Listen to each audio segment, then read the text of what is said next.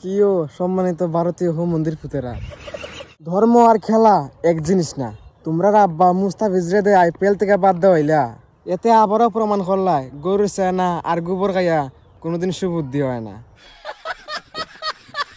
তোমরা যদি এতই দামাক থাকে বাংলাদেশিরে নিতায় না IPL, মুস্তাফিজরে IPL নিলে শাহরুখ খান হয়ে জায়গায় দেশদ্রোহী।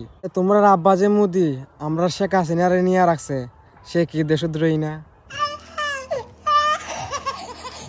দুইজনই তো বাংলাদেশি, এখন কি সব বুঝো না?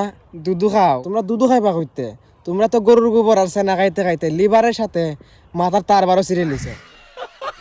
তোমরা সুশীল শাস্তে বাংলাদেশি দীপু হত্যা লইয়া এমন কয়েকশো ঘটনা আছে। তোমরা যে কত মুসলমান মারছো 2015 সালে আখলাক হত্যার কথা মনে নাই? বারা ঘরের ফ্রিজের মাঝে কেড়ে গরুর মাংস রাখছে, এর লেগে তোমরা বাড়ারে গণপিটানিতে মেরে লিছো।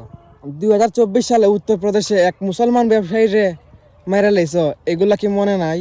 তখন কই আছিল তোমরা সুশীল সমাজ? এমন শত শত ঘটনা আছে, কড়াই কথা কইম। আমরা দেশে যে ঘটনাটা ঘটছে দীপু হত্যা লইয়া, এরপর থেকে আসামি ধরা শুরু। আমরা কি বয়া রইছি যে হিন্দু মরছে?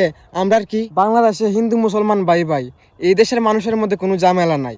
তোমরা আর ঝামেলা লাগাইও না। তোমরা এত সুশীল হইলে বাবরি মসজিদ বাইঙ্গা মন্দির বানাইলা কেমনে? পৃথিবীর মধ্যে এমন জঘন্য ঘটনা আছে। বাংলাদেশে আমরা কয়বার মন্দির ভেঙে মসজিদ বানাইছি? কিরে গরুর সেনা খাওয়ার দল, যা দেশের সম্পর্ক নষ্ট করার লাগিয়া কিছু উগ্রবাদী মালুর বাচ্চাই যথেষ্ট। তোরা বইয়া দেখতি বাংলাদেশের গভর্নমেন্ট দীপু হত্যার বিচার করে কিনা, তারপর আন্দোলন করতি। স্বাস্থ্য গরুর গোবর, তাইলে তোরার মাথাত বালা বুদ্ধি আইব কেমনে?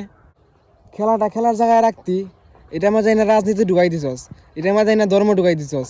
আখাটার করে আখাটা ফল।